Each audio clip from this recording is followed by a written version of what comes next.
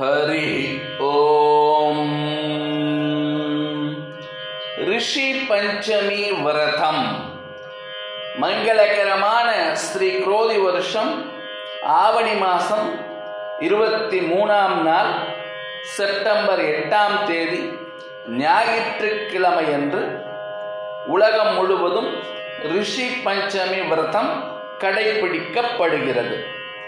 ரிஷி பஞ்சமி விரதம் என்று சொன்னால் ஆவணி மாசத்திலே வளர்ப்பிறை பஞ்சமியிலே கொண்டாடப்படக்கூடிய ஒரு விரதம் ரிஷி பஞ்சமி விரதம் ஆகும்.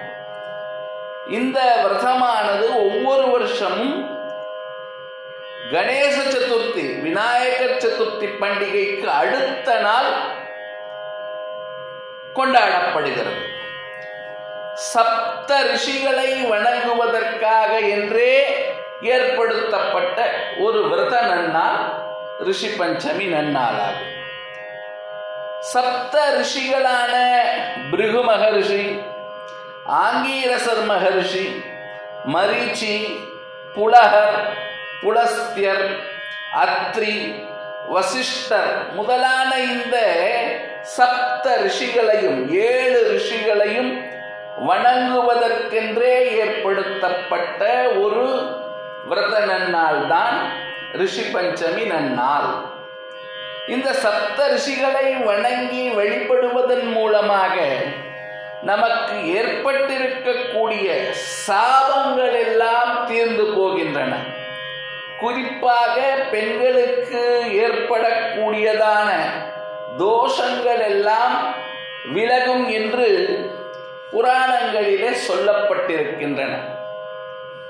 புராணங்களிலே ஒரு வார்த்தை சொல்லப்பட்டிருக்கிறது.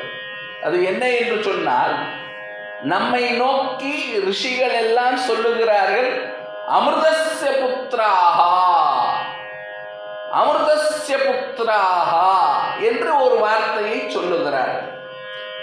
இந்த அமிர்தஸ்ய புத்ராஹா என்று சொல்லப்படக்கூடிய வார்த்தைக்கு என்ன அர்த்தம் என்று பார்த்தால், நாம் எல்லாம் அழிவில்லாதவர்கள், அழிவு முடிவு இல்லாதவர்கள். பிறந்தவர்கள் ஒருவர் ஒரு நாள் இறந்துதானே போக வேண்டும்.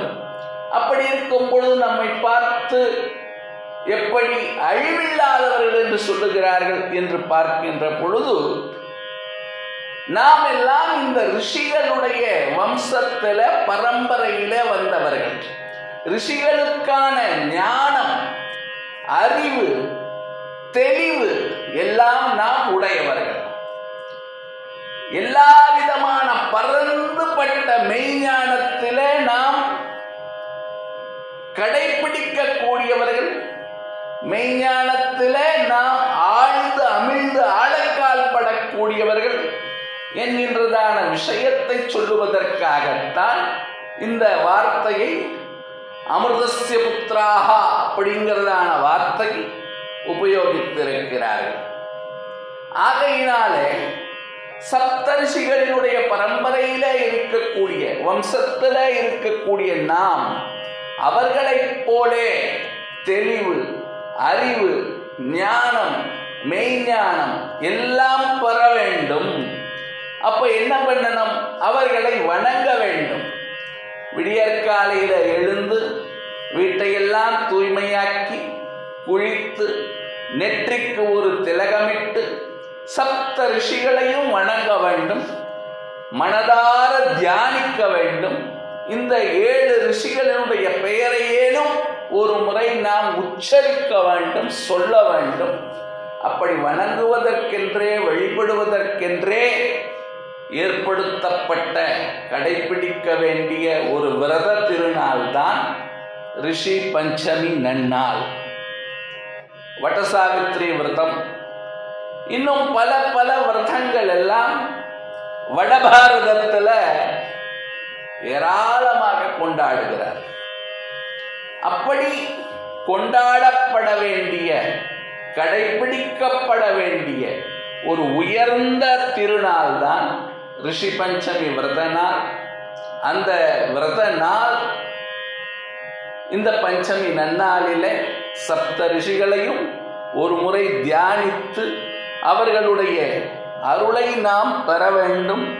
அப்படி பெற்றோமேயானால் வாழ்க்கை சிறக்கும். அவர்களுடைய பரிபூரணமான அனுக்கிரகம் நமக்கு கிடைக்கும். நமக்கு ஏற்பட்டிருக்கக்கூடிய தோஷங்கள், சாபங்கள் எல்லாம் அழிந்து போகும். குறிப்பாக பெண்களுக்கு ஏற்படக்கூடியதான தோஷங்கள் விலகும் என்று நம்முடைய முன்னோர்கள் கண்கூடாக சொல்லி வைத்திருக்கிறார்கள். நாம் கடைபிடிக்க வேண்டும். ஒவ்வொருவரும் ரிஷி பஞ்சமி விரதத்தை, பூஜையை, வழிபாட்டை செய்ய வேண்டும் என்று பிரார்த்தித்துக் கொள்ளுகிறேன். லோகா சமஸ்தா சுகினோ பவந்து. ஜெய் ஸ்ரீராம்.